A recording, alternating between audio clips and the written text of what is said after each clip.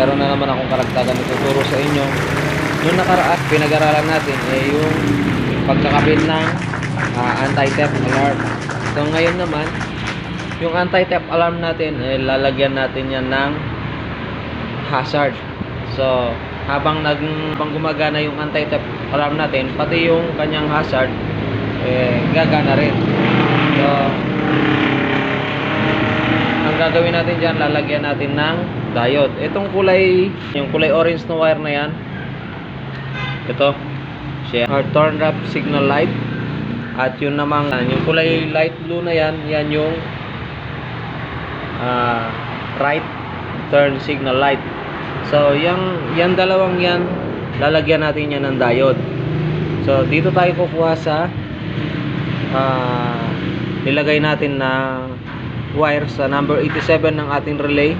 Ito siya yung papunta dun sa ating busina. So dyan tayo kukuha, lalagyan natin yan ng diode, dalawang diode, para may lagay natin dito sa kulay light blue na to na palatandaan ng right signal light, at saka yung turn left signal light, itong kulay orange na to. So yan yung lalagyan natin ng diode. So umpisan muna natin. So ayan, meron tayong dalawang diode dito na 6 ampere. Ito kinuha ko lang dun sa sirang radio component. So 6 ampere tong dalawang diode na to. So ituturo ko sa inyo kung paano natin tong gagawin, at ihinang muna para may connect natin. So itong dalawang diode na to, meron tong polarity. Ayan. Itong walang mark na silver, siya yung positive, at ito yung negative, yung merong mark na silver. Yan, sana nakikita. Dahil positive yung palalabasin natin, itong walang mark na to, siya yung i-connect natin dun sa number 87 ng ating relay. At para may palabas natin dito yung positive supply, at hindi siya babalik. Ayan. Ibig sabihin, pagka i-connect natin yung positive dito, ang flow ng supply nito puro palabas lang. So walang papasok. Yung palabas positive, pero hindi siya makakapasok pabalik. Ayan. So ganitong gagawin natin dyan. Itong dalawa na to, dahil dalawa yung ating lalagyan,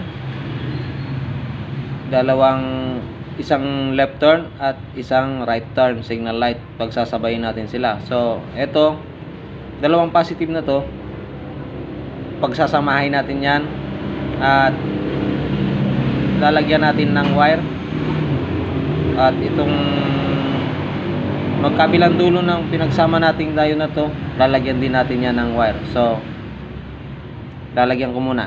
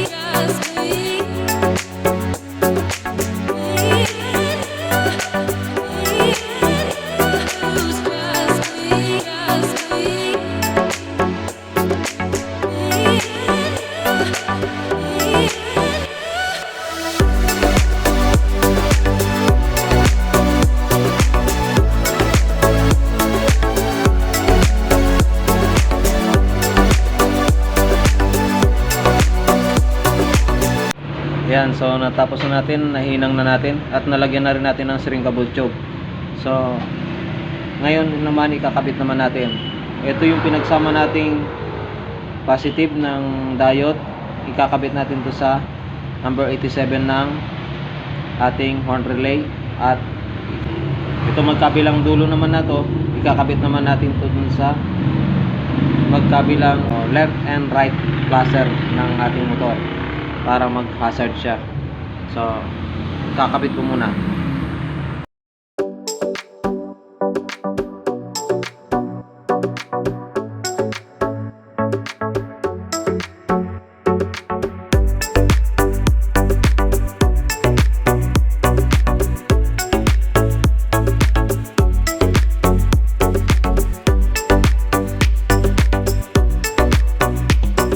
So ayan, naikabit naman na natin. Kabit na rin natin dun sa left and right ng ating placer, at naidugtong na rin natin dun yung positive ng ating diode sa number 87 ng ating relay. Yun siya yung nakakonekta dito sa isang terminal ng ating horn or busina.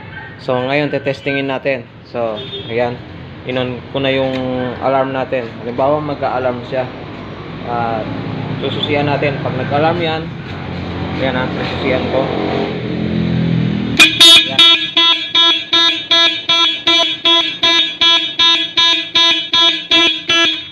So yun, ganun ka simpleng magkabit ng hazard dun sa ating anti-theft alarm. So pag nag-a-alarm siya, meron din siyang light kung halimbawang ninakaw yung motor ninyo, yan, or tinatakas yung motor ninyo. Yung hazard naman, so pag naka-hazard yung motor natin, yan, hazard natin, hindi yan tutunog. Hazard natin ha, yan, pang-hazard, pero hindi yan tutunog kasi nga yung diode na to, ang flow lang nitong diode na to puro papunta lang galing dito sa positive na to, at walang babalik papunta dito sa busina na to. Ngayon kung pinagbaliktad natin to diode na to, pag nag-hazard tayo, bubusina rin to.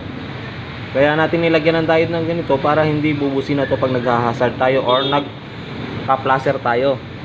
Nagpa-placer tayo ng bandang kaliwa.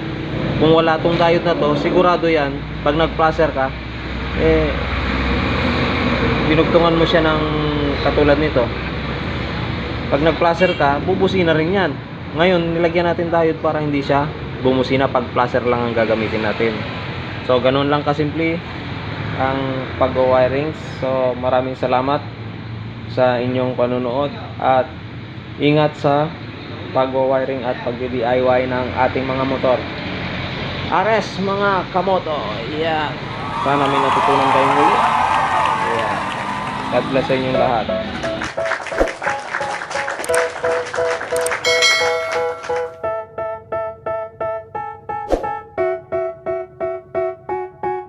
They tell me that I'm never gonna make it. They want me to do something that could make sense.